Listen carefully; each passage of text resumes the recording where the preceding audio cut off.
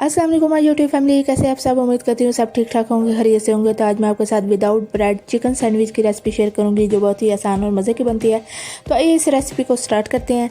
तो यहाँ पे हम सबसे पहले जो है वो 1 कप मैदा लेंगे, सूजी इसमें ऐड करेंगे 1/2 कप, बेकिंग पाउडर हमें चाहिए वो 1 टीस्पून, अंडे लेंगे हम 2 फेंटे हुए, नमक जाएगा इसमें 1 टीस्पून, सुरख मिर्च पाउडर 1 टीस्पून, हल्दी पाउडर 1/2 टीस्पून, सूखा धनिया पाउडर 1 टीस्पून, गरम मसाला पाउडर 1 टीस्पून, ज़ीरा 1/2 टीस्पून, चिली फ्लेक्स 1/2 टीस्पून।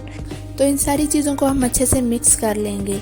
तो इसको हमने ज़्यादा पतला और ज़्यादा थिक भी नहीं करना, एक स्मूथ सा बैटर तैयार कर लेना है। तो 1 कप के करीब जो हम इसमें पानी ऐड करेंगे और थोड़ा थोड़ा करके ऐड करते जाएंगे। तो अगर आपने अभी तक हलीमा सुल्तान किचन को सब्सक्राइब नहीं किया तो जल्दी से जाके सब्सक्राइब कर लें और साथ ही बेल आइकन के बटन को प्रेस कर लें, ताकि इस तरह के मज़ीद आसान और मज़ेदार सी रेसिपी आपको मिल सकें। तो आपने इस रेसिपी को ज़रूर ट्राई करना है। यकीन मानिए ये बहुत ही मज़े की और आसान सी रेसिपी है। अपने बच्चों को लंच बॉक्स में बना के दें, खुद चाय के साथ खाएं, तो ये मज़ेदार से सैंडविच जो हैं वो रेडी होते हैं।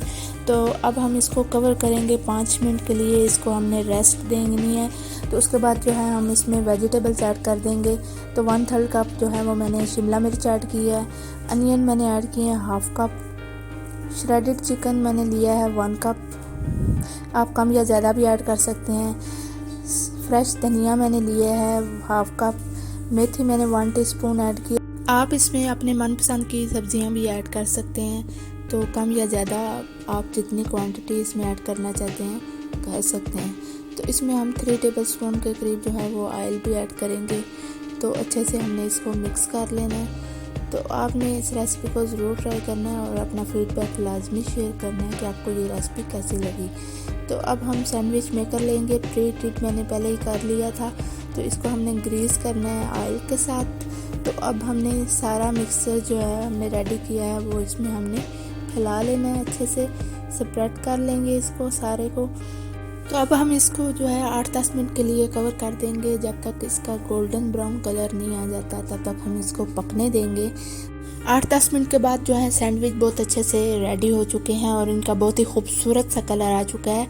तो आप इनको विदाउट ब्रेड जो है ये सैंडविच तैयार कर सकते हैं। अब आपको परेशान होने की ज़रूरत नहीं कि घर में ब्रेड हो या ना हो, तो आप सैंडविच जो है वो खा सकते हैं, उनका मज़ा ले सकते हैं।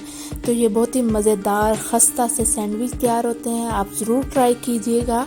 और आई होप कि आपको आज की मेरी रेसिपी अच्छी लगी है। अगर अच्छी लगी है तो लाइक, सब्सक्राइब और शेयर कीजिएगा अपनी फैमिली फ्रेंड्स के साथ। दुआओं में याद रखिएगा। इंशाल्लाह नेक्स्ट वीडियो में मिलेंगे एक नई रेसिपी के साथ। तब तक के लिए अल्लाह हाफिज़।